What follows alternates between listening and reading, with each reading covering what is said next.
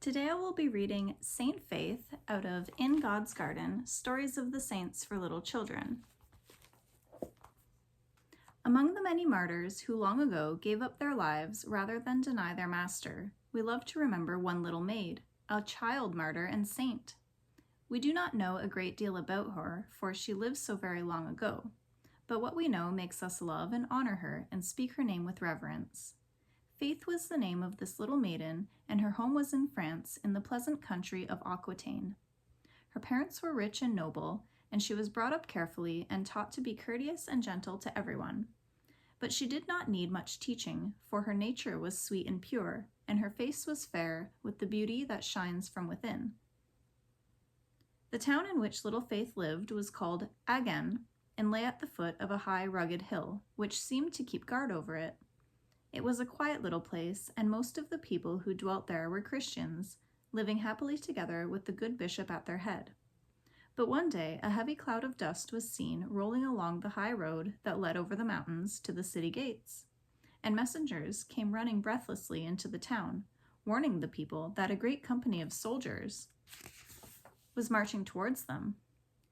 It was thought they had come from Spain, and the news spread like wildfire through the town that Dacian, the cruelest governor of all that country, was riding at their head.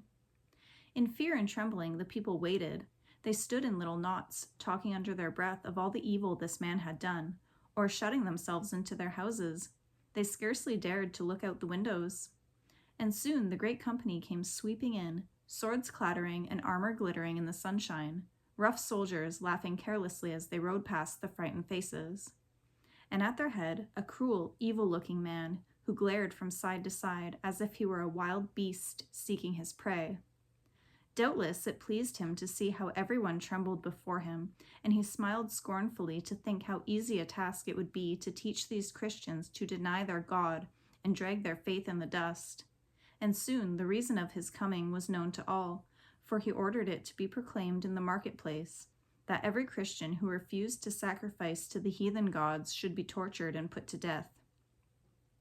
And to make this meaning quite plain, the soldiers spread out all the terrible instruments of torture, so that men might know exactly what lay before them if they refused to deny Christ.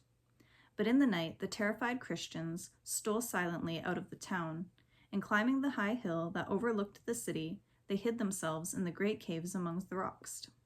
Scarcely any one was left behind. Even the good bishop was afraid to stay and face the danger, and it seemed as if Christ would have no one to fight on his side against the evil company.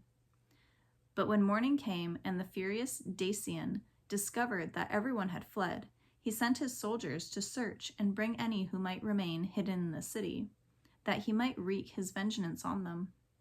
And among the few that were left, they brought to him the little maid Faith. She was only a little child, but she did not know what fear meant. "You cannot hurt me," she said, looking at the cruel, angry faces around her, "because I am not yours, but God's." And then she signed herself with the sign of the cross, and with bent head prayed, "Lord Jesus, teach my lips to answer their questions aright, so that I may do thee no dishonor." Then Dacian looked in anger at the child standing there with clasped hands and steadfast eyes, and asked her roughly, "What is thy name?" "My name is Faith," the little maid replied with gentle courtesy.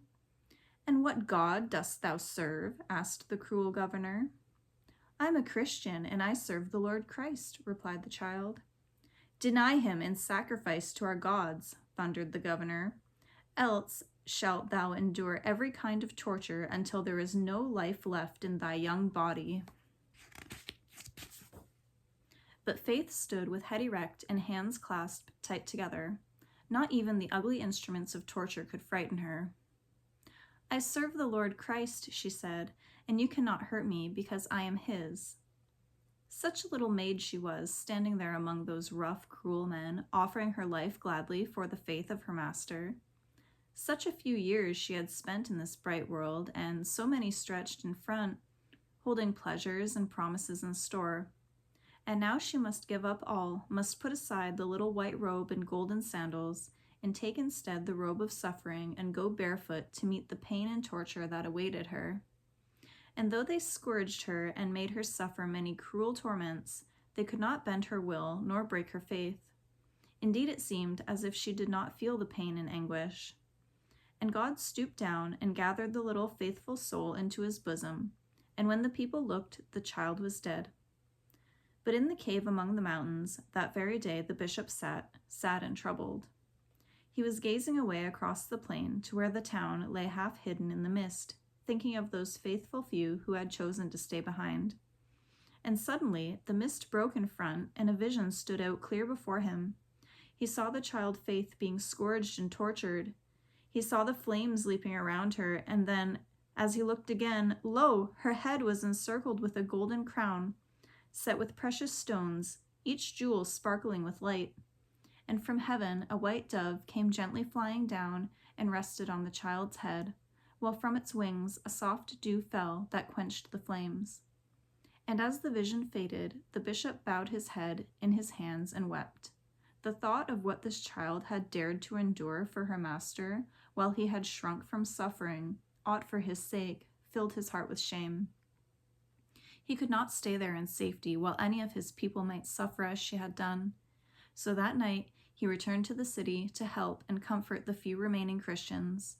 Before long, he too was called upon to suffer death for his Lord, and many others gave themselves up, led by the example of little Faith. Some say that even the rough soldiers were touched by the child's death, and many became Christians. They began to think that such a religion was worth living for if it could teach even a child to die so bravely. And so, though she lived such a short time on earth, she did a very wonderful work for God, and we call her now Saint Faith, thinking often of her as we read these words, "A little child shall lead them."